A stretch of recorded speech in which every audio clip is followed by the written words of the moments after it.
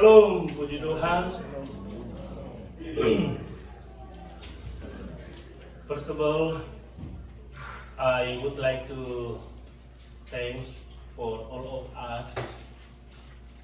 If this moment we can come together to do Christmas celebration for Ibu Indonesian, Minnesota, Oikumene. So we are the part of Indonesian, Minnesota, Oikumene.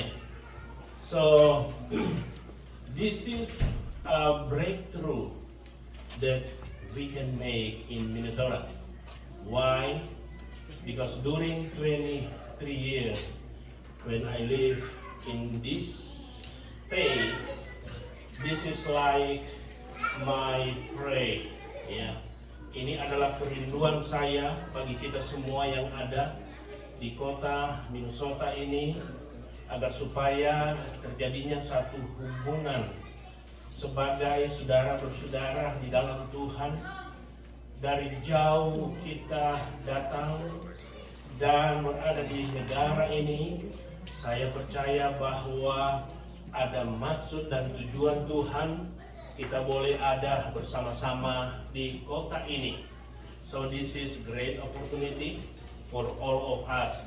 First of all, I would like to thank you too for Indonesian, Minnesota, Oikumene Committee to choose me to be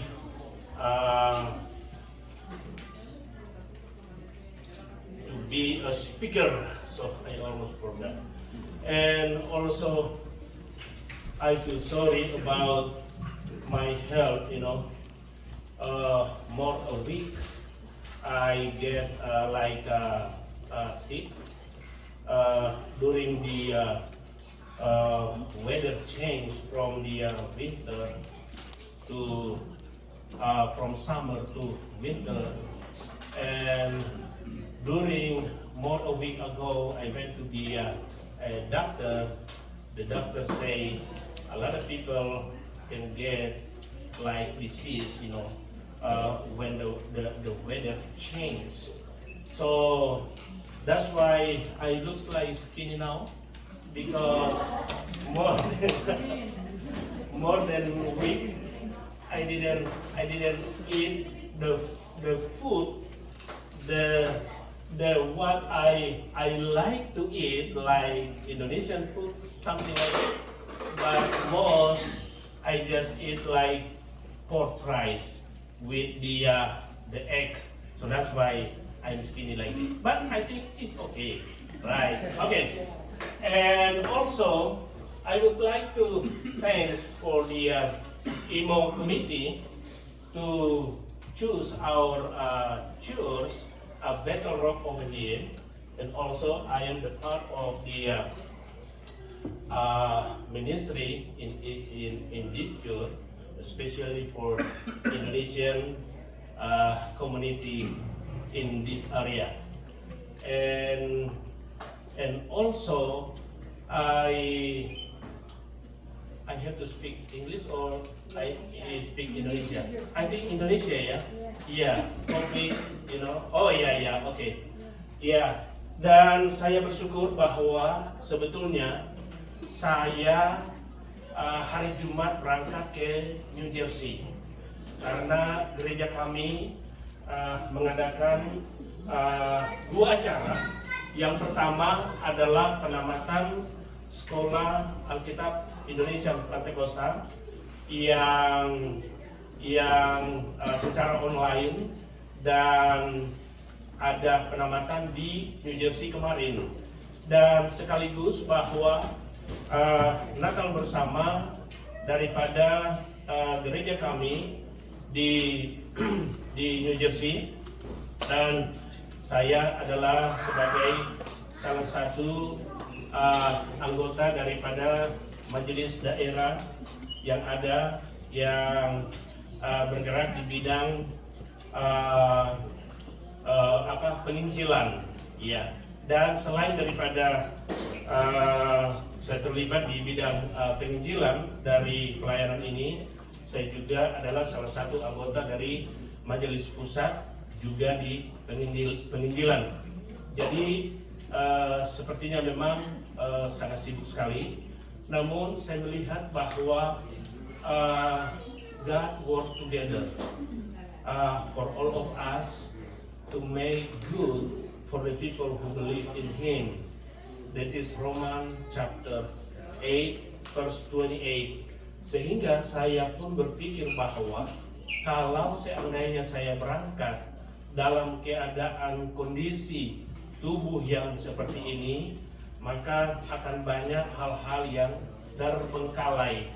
Dan saya pun bersyukur bahwa saya dan istri, ya, tentunya dalam 1 minggu belakangan ini, istri saya sempat berpikir apa saya sudah mau pulang pada Desember ini, dan saya tidak bisa lagi hadir bersama-sama dengan acara bersama dengan saudara-saudara sekalian, karena malam hari saya tidak bisa tidur.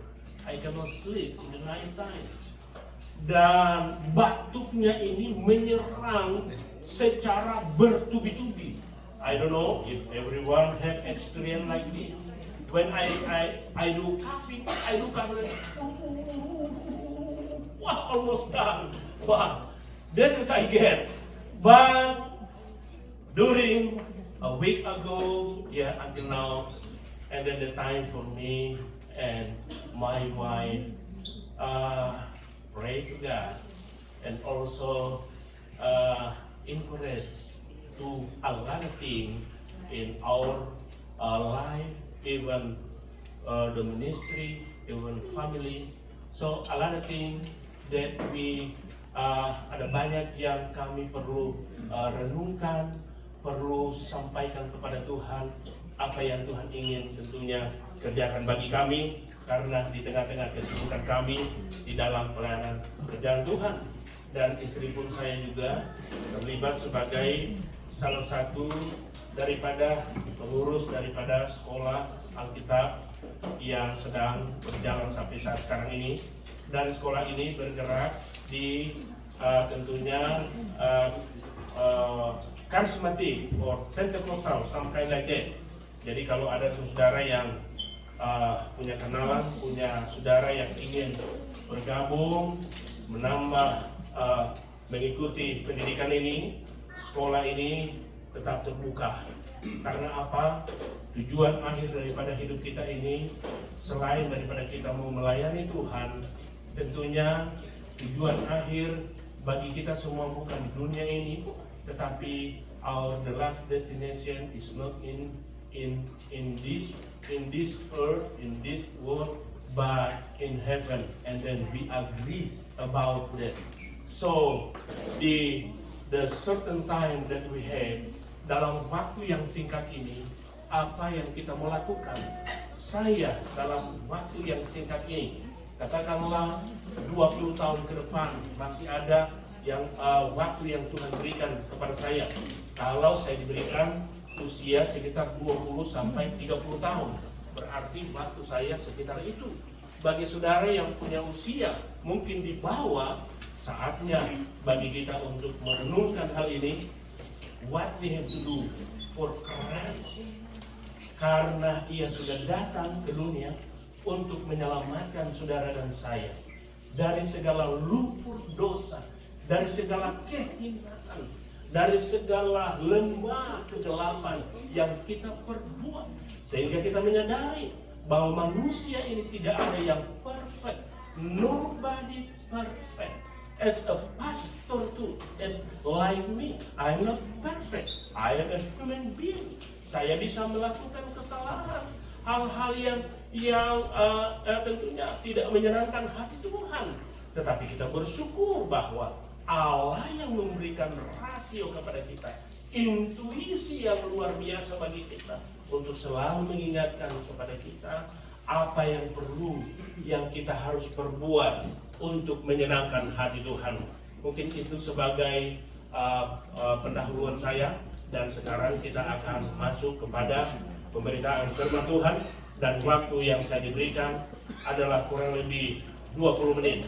Waktunya kita bisa hitung mulai sekarang. Just kidding. Baik, puji Tuhan, saudara sekalian, ayat yang sudah dibacakan oleh Ibu Arinta tadi untuk sesuai dengan tema yang diberikan kepada saya, yaitu mengasihi sesama seperti kita mengasihi diri sendiri. Dan di dalam ayat yang sudah dibacakan tadi, saya ingin bacakan lagi. John chapter 15 verse 17 in Indonesia say, inilah perintahku. Jadi kata perintah, sesuatu yang harus kita lakukan. We have to do. This is we have to follow. Dikatakan bahwa kasihilah seorang akan yang lain. Namun untuk lebih jelasnya, saya akan membacakan ayat lagi di dalam Injil Matius, pasalnya yang ke-23, ayatnya yang ke-37, saya sampai ayatnya yang ke-40. Demikianlah firman Tuhan. Jawab Yesus kepadanya, kasihanilah Tuhan Allahmu dengan segenap hatimu, dan dengan segenap jiwamu, dan dengan segenap akal budimu. 38. Itulah hukum yang terutama dan yang pertama. 39. Dan hukum yang kedua yang sama dengan itu ialah kasihilah sesamamu manusia seperti dirimu sendiri. 40. Pada kedua hukum inilah tergantung seluruh hukum Taurat dan kitab para nabi. Jadi ayat yang ke-9 saya akan bacakan lagi sesuai dengan tema kita, mengasihi sesama seperti kita mengasihi diri sendiri. Dikatakan di sana, kasihilah sesamamu manusia seperti dirimu sendiri. Nah, saudaraku yang dikasihi oleh Tuhan, dari ayat yang kita baca pada saat malam hari ini, ayat yang menjadi pokok kita, di ayatnya yang ke-39 itu, saya melihat bahwa ada 3 dimensi kasih yang Allah, yang Yesus Kristus sampaikan dan dilanjutkan kepada kita pada saat ini. Dan ketiga dimensi kasih ini, yang pertama adalah kasihilah Tuhan Allahmu dengan segala kekuatanmu, dengan segala akal budimu, dengan segala kemampuanmu. Itu yang pertama. Dan dimensi kasih yang kedua saya pelajari di sini adalah kasihilah sesamamu manusia. Dan yang ketiga, dimensi yang ketiga di sini adalah kasihilah dirimu sendiri. Nah, dari ketiga dimensi kasih ini, izinkan kami untuk saya akan menyampaikan dulu, yaitu dimensi yang ketiga, yaitu hendaklah engkau mengasihi dirimu sendiri. Apakah Allah ingin agar supaya kita mencintai diri kita sendiri? Pertanyaannya, dalam hal apa dan bagaimana kita mengasihi diri kita sendiri? Nah, saya ingin mengatakan kepada kita bahwa manusia ini terdiri dari tubuh, jiwa, dan roh. Nah, kalau hanya jiwa saja dan tubuh lalu tidak ada roh, maka itu namanya mayat, saudara-saudara sekalian. Kalau hanya ada jiwa dan ada roh tanpa tubuh, itu juga bukan manusia yang seutuhnya. Itulah sebabnya kita mengenal bahwa manusia terdiri dari tubuh, jiwa, dan roh. We know body, the soul, and spirit. So why Jesus say we have to love ourselves? Nah, ternyata saudara-saudara sekalian bahwa ada hal-hal yang ingin Allah sampaikan kepada kita, kenapa kita harus mengasihi diri sendiri, lalu kemudian kita dapat mengasihi sesama, dan kemudian kita dapat mengasihi Allah sebagai pencipta langit dan bumi, pencipta alam semesta, dan yang menciptakan saudara dan saya. Yang pertama, saya ingin menyampaikan dulu mengenai tubuh ini. Saudara sekalian, Allah memerintahkan kepada kita untuk mengasihi tubuh kita. Dalam hal apa, saudara? Lalu kemudian saya merenung-renungkan bahwa ketika seseorang ingin mengasihi dirinya sendiri, maka ia harus melakukan hal-hal yang baik bagi tubuhnya. Dalam hal apa? Memandikan tubuh ini at least 2 kali satu hari. Haleluya. Saya dan istri harus 2 kali. Kalau tidak, problem, saudara ya. Problem, ya. Nah, itu contoh. Nah, mungkin ada yang ada di sini katakan, oh saya hanya mandi 1 kali 1 hari. Is okay. Tetapi ini adalah bagian di mana kita mengasihi tubuh kita. Belum lagi, saudara-saudara sekalian, saya melihat di sini, wow, semua kita cantik-cantik, kita mengasihi diri kita dengan mengenakan, ada yang tentunya sudah menjalankan pedikur, manikur, lipstick, alis, ya seperti, ya like my wife too, you know, I know, ya, that is bagian dari kita, untuk kita apa? Untuk mengasihi diri kita. That is normal, amin. Lalu kemudian kita harus menyupport tubuh kita dengan makanan, asupan makanan-makanan apa? Makanan-makanan yang sehat. Tubuh kita ini ada sensor, dan sensor ini dikonektif ke dokter. Ketika kita medical check up, lalu kemudian dokter mengatakan bahwa oh kamu ada high kolesterol, ada gula, ada apa lagi? Asam urat, apa lagi? Dan lain-lain. Nah, ketika saudara mengetahui bahwa ada hal-hal yang seperti itu minus di dalam tubuh, maka saudara harus berpikir bahwa kasih dirimu.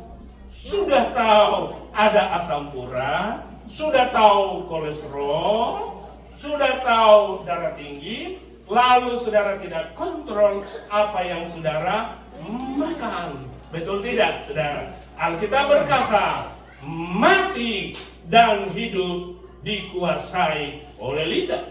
Bagaimanapun kita mengartikan, bagaimanapun kita menjabarkan pemahaman daripada ayat itu, tetapi saya ingin mengatakan bahwa apa yang kita makan juga membuat kita sehat dan juga membuat kita justru sakit. Jadi bagian di mana kita mengasihi tubuh kita ini, kita harus tahu asupan makanan yang kita masukkan ke dalam tubuh kita. Amin, saudara sekalian. Lalu kemudian bukan saja makanan-makanan tadi, minuman apa yang saudara masukkan ke dalam tubuh?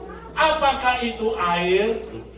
Boleh. Apakah itu kopi? Boleh. Dan lain-lain. Tetapi sangat disayangkan, begitu banyak orang, saudara sekalian, yang meminum minuman alkohol.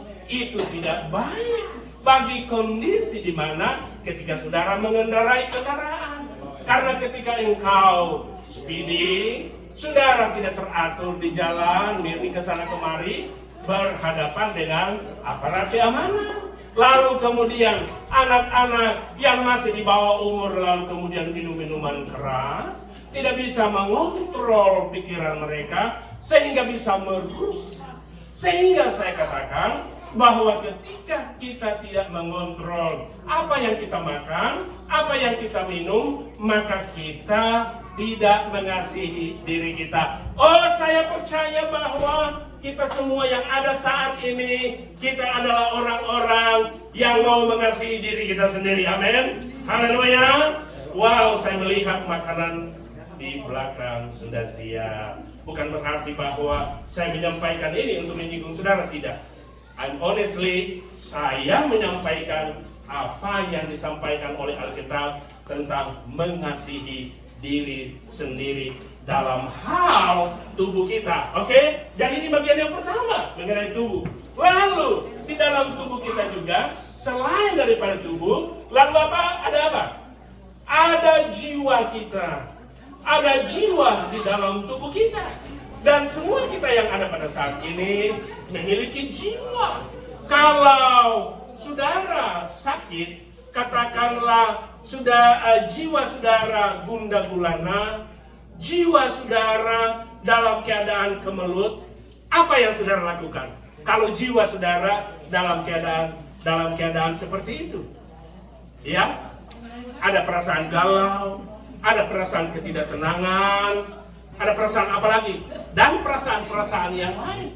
Jangan lari ke alkohol ya, jangan. Karena itu merusak. Kalau itu yang Anda lakukan, Anda sedang tidak mengasihi dirimu sendiri. Anda merusak dirimu.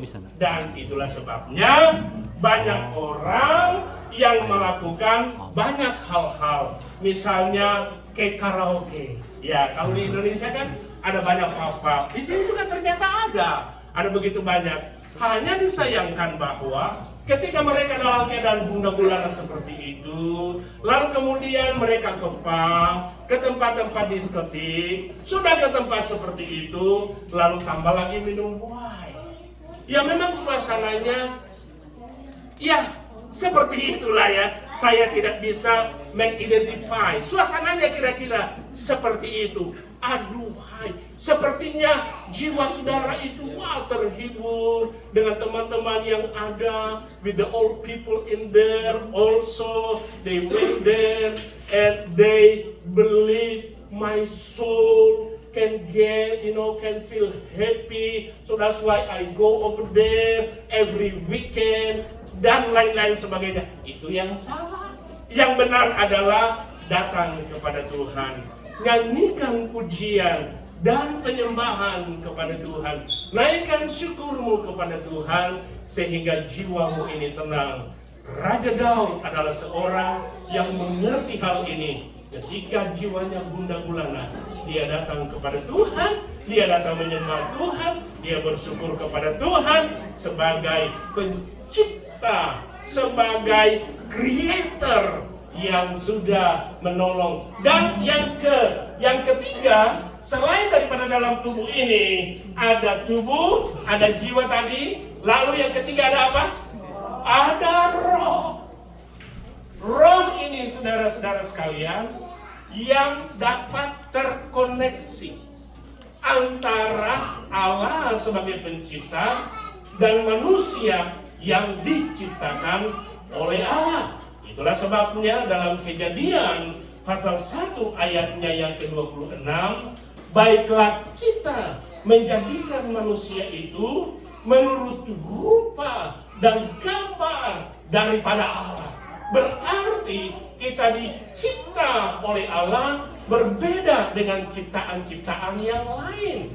Dan tahukah saudara bahwa ketika Allah menciptakan semua alam yang ada, termasuk makhluk-makhluk yang ada di dalamnya, Allah berkata apa, saudara masih ingat? Baik. Alam yang diciptakan baik, hewan-hewan yang diciptakan baik. Tetapi ketika datang kepada manusia, lalu ia mengatakan bahwa wow, ini adalah ciptaan yang sangat baik.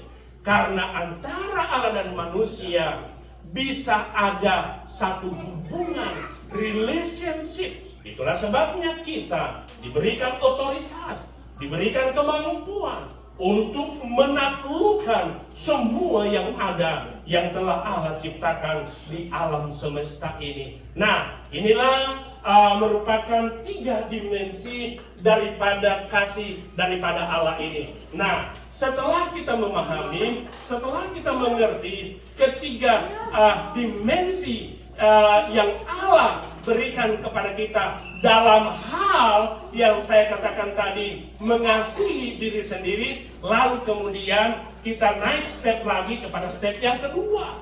Bagaimana kita dapat mengasihi sesama kita? Dikatakan tadi bahwa ini adalah perintah. Perintah adalah as commandment, harus kita lakukan. Dan memang mengenai mengasihi ini adalah perintah yang diberikan kepada Allah, kepada manusia. Dalam hal apa dan bagaimana kita harus mengasihi. Dalam every situation that we have, kita harus mengasihi.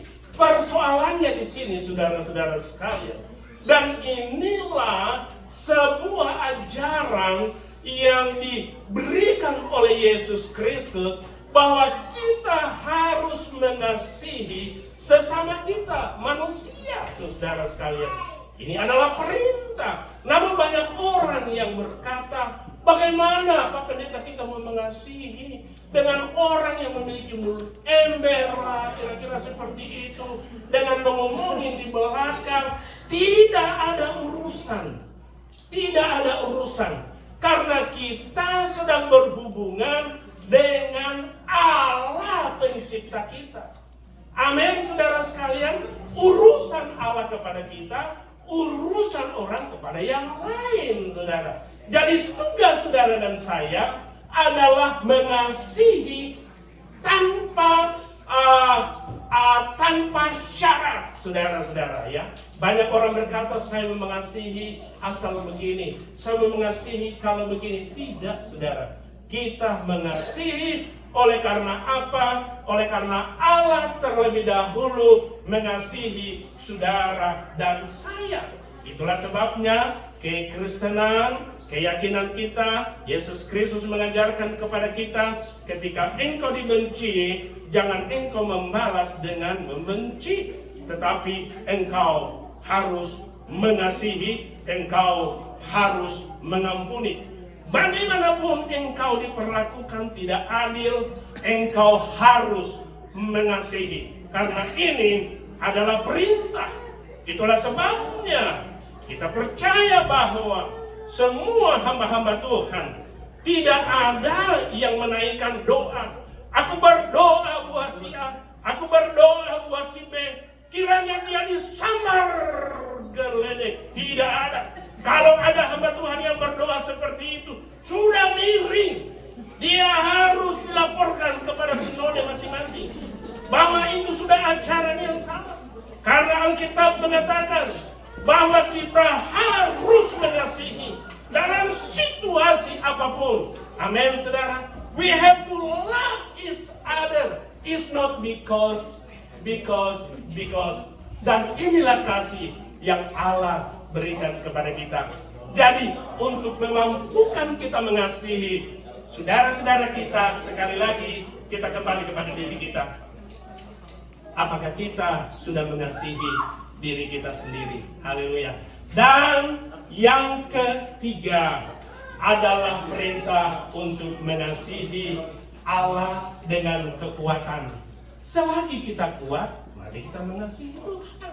Dalam hal apa? Mengasihi Tuhan bukan berarti hadirnya kita dalam pertemuan-pertemuan ibadah seperti saat sekarang ini, kehadiran kita dalam grup-grup sel, kehadiran kita dalam perhimpunan-perhimpunan kekristenan yang ada, tetapi kita dapat mengasihi Tuhan dengan tindakan yang nyata. Kita dapat melakukannya dengan apa, saudara sekalian? Dengan menyupport pelayanan pekerjaan Tuhan.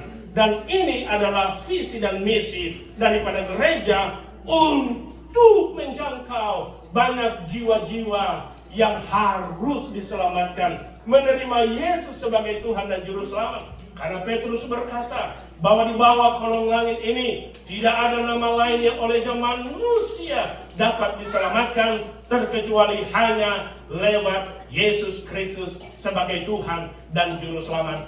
Jadi sebagai konklusi daripada firman yang ingin saya sampaikan, karena mungkin waktu saya sudah sedikit lagi ya saudara sekalian, bahwa yang pertama kita diperintahkan untuk mengasihi Tuhan Allah, yang kedua kita diperintahkan untuk mengasihi sesama, dan yang ketiga kita diperintahkan untuk mengasihi diri kita sendiri. Bagaimana kita dapat mengasihi orang lain, atau bagaimana kita bisa mengasihi Tuhan apabila kita mengasihi diri kita sendiri? Beristirahat yang baik, memberikan makanan dan minuman yang baik, lalu kemudian mulut kita, kata-kata kita pakai kepada hal-hal yang baik, roh kita, spirit kita ada koneksi dengan Sang Pencipta, maka hal itulah ada merupakan kapasitas yang memampukan kita untuk mengasihi sesama kita, dan teramat lebih meningkat lagi kita akan mengasihi Tuhan. Bagaimana orang berkata, bagaimana orang bisa berkata, aku mengasihi Tuhan. Tuhan bilang, orang Manado bilang, ngana badusta, ngana tidak baku ngomong dengan ini, tidak baku ngomong dengan ini. Kadang-kadang kita gagal dalam hal ini. Sebagai manusia, saya pun menyadari bahwa pernah berada dalam situasi seperti itu. Ini adalah fakta, kenyataannya. Tetapi kita bersyukur bahwa spirit yang ada di dalam kita mengingatkan kepada kita bahwa sebenarnya engkau tidak sedang mengasihi Tuhan, karena buktinya engkau sedang bermasalah dengan yang lain. Teramat lebih, engkau juga bermasalah dengan dirimu sendiri. Nah, saudaraku sekalian, untuk mengikut Tuhan, Billy Graham berkata, to receive Jesus costs nothing, but to follow Jesus costs something. But to serve Him costs everything. Costs what? Everything. Puji Tuhan, kiranya Tuhan menolong, kiranya Tuhan memberkati kita semua yang sudah ada pada malam hari ini dan juga sudah mendengarkan firman Tuhan. Mari kita berdoa. Lord Jesus, we thank you for the time for us to listen the word of God. We believe the blessing from you to all of us tonight during Christmas celebration Tuhan. Thank you, Lord Jesus. In the name of the Lord, we pray. Haleluya, haleluya. Amin. Puji Tuhan, kiranya Tuhan memberkati kita semua. Haleluya. Merry Christmas.